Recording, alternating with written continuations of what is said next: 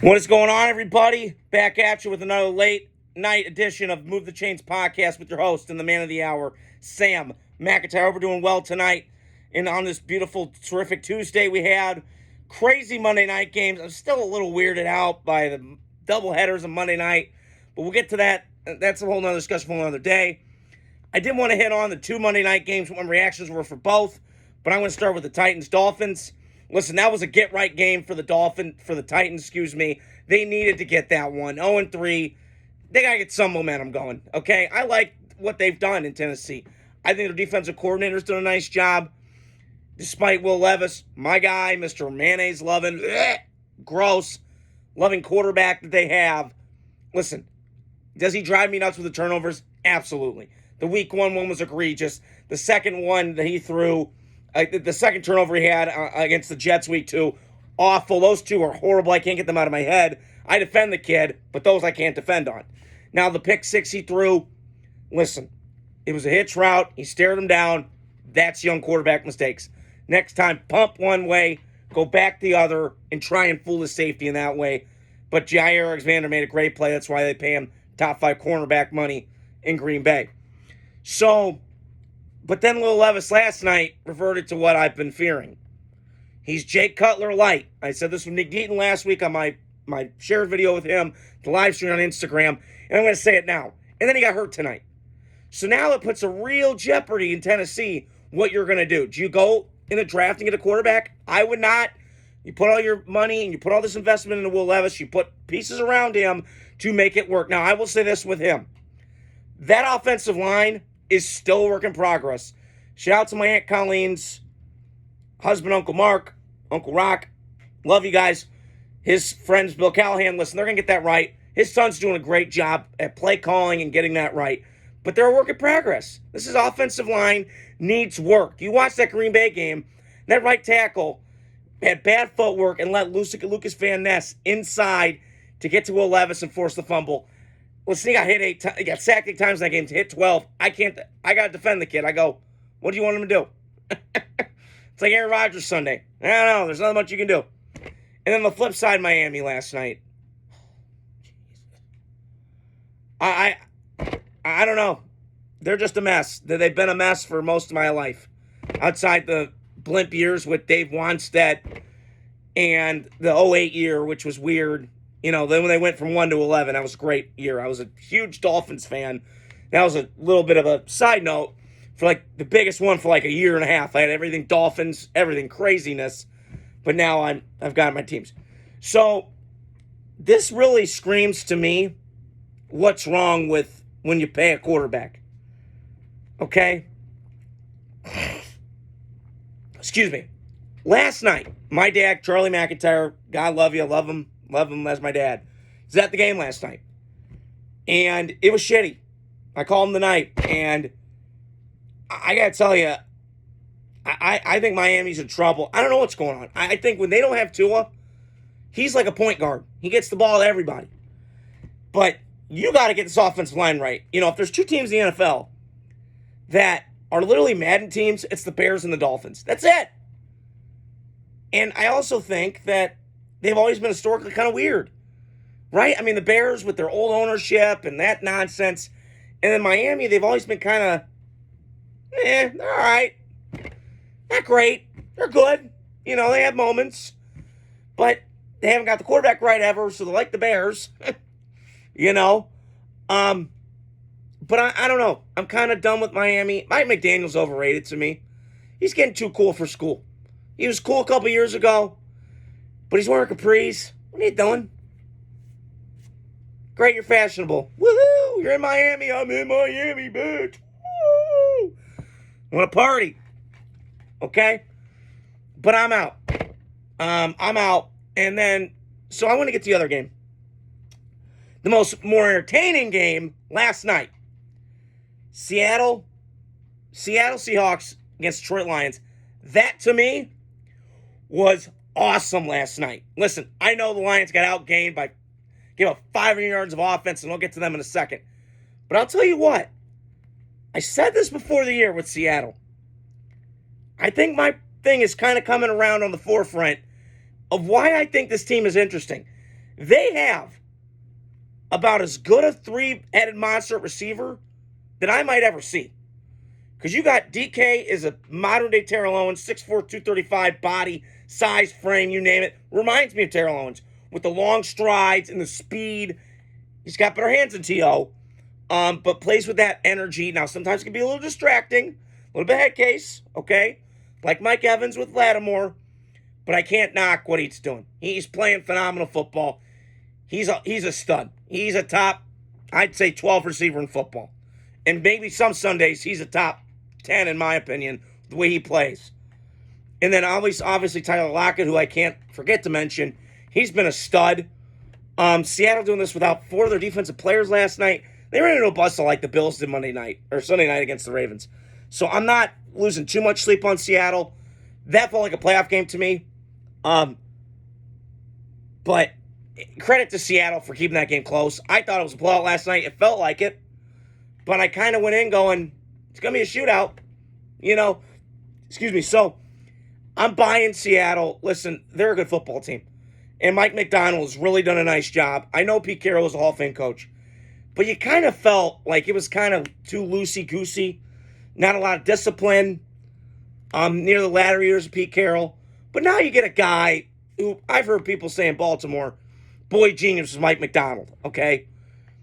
I think he's bringing this kind of attention to detail, disciplined, hard-nosed football back to Seattle when they had the Legion of Boom. Now, I'm not saying that defense will ever be Legion of Boom, but you're starting to see a little bit of that, a little bit of those elements to that Legion of Boom defense that made it great and one of the best all times that I've ever seen. So physically imposing.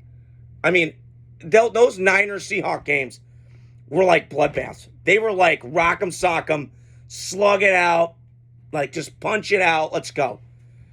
Bears Packers comes to mind when I think of rivalries in the NFC that just were physical and mean and nasty, black and blue. That's what I think of. But I want to get to the Lions too, because the Lions last night, I'm loving what Detroit's doing. My shout out to my cousin Julie's husband Mike, who's a diehard Lions fan. I love you, bro. I'm with him though.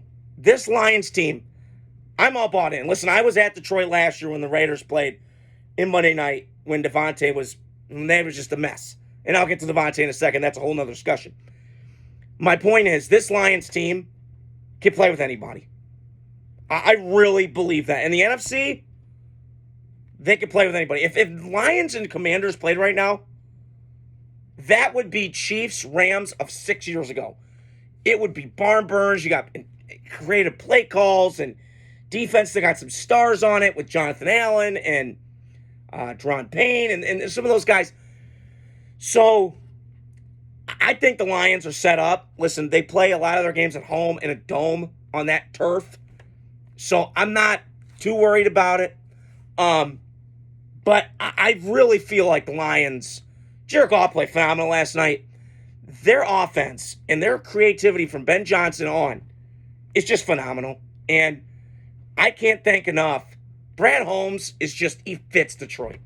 And Dan Campbell, I love what he's bringing. He brings that grit, the attitude, the toughness, the mean. We're going to bite your kneecaps, baby. He represents the city of Detroit.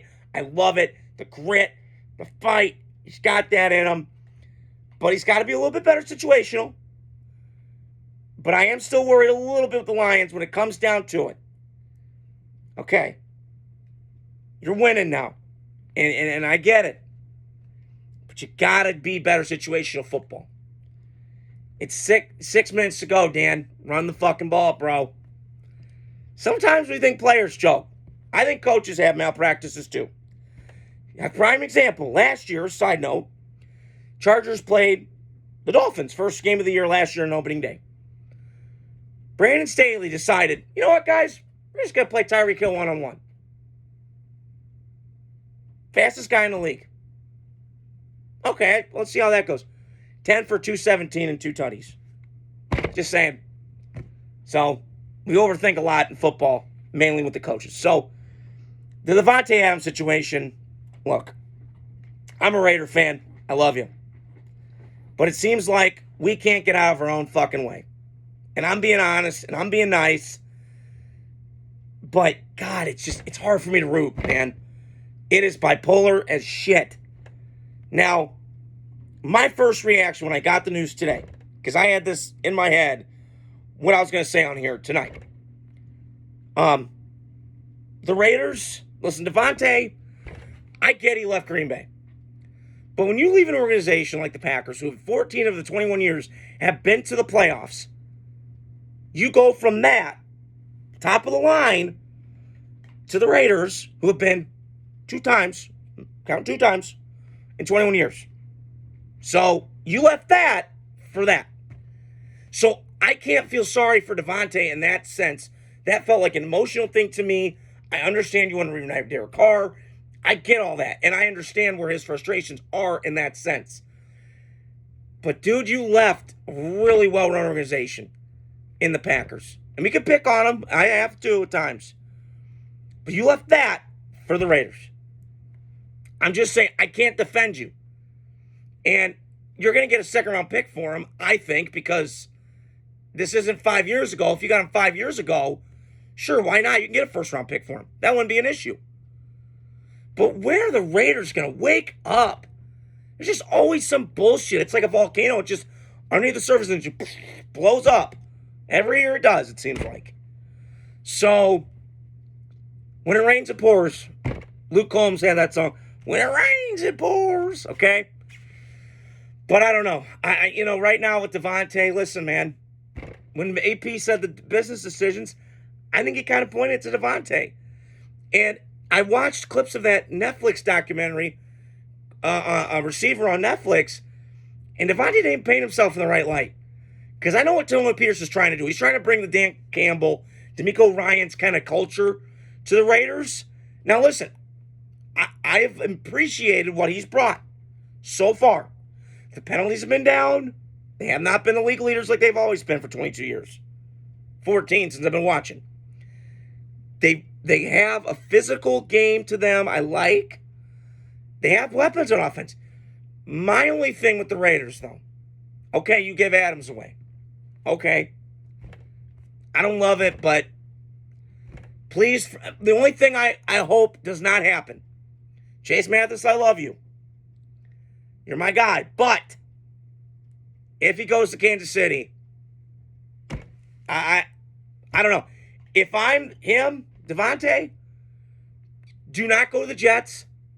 Try not go to the Chiefs, but it is what it is if it happens. But Buffalo, to me, I'm looking out for because they're right there, man. And listen, Buffalo has got the components that I think work for Davante. He's seen the elements of Green Bay. They're the same in Buffalo. You also have a quarterback who's a stud in Josh Allen. A good culture there. That needs a little bit more push to get over that hump. You know they're going to win the division again. That's a no-brainer for me right now. I picked them before the year started to win the division, and I'll pick them now. So, I think Davante ends up leaving. It'd be a shame, but it is what it is. This kind of has a Randy Moss feel. Kind of feels weird. He's scoring touchdowns, but we're just not a good organization right now. So, we'll see what happens. I don't know. I got to see it play out. But throughout the week, I'm going to keep my eyes open and my ears out because it's getting weird with this. Because, listen, you could trade Davante, and I'm fine with that. But when you got rid of Derek Carr, you didn't have a backup plan to kind of help Davante out, like getting him a decent quarterback. You got him Jimmy G, okay, not great. Got him Aiden O'Connell, and then you got Bronco Rico. So, I've saying this once, and I'll say this again, Raiders. You need to take a quarterback now. If you do not, I'll say it every week when I do my reactions, and you got to draft one. Because if you do not, I'm out. Like, we can't win until we get a guy in this offensive line. It looked better last week when you shot some guys around. But you got to get a quarterback. So, that's all I got to say. Subscribe, comment, like on my posts. I appreciate you guys following me. Keep up the good work of giving me feedback. I appreciate it. And I'll talk to you guys soon. Have a great night.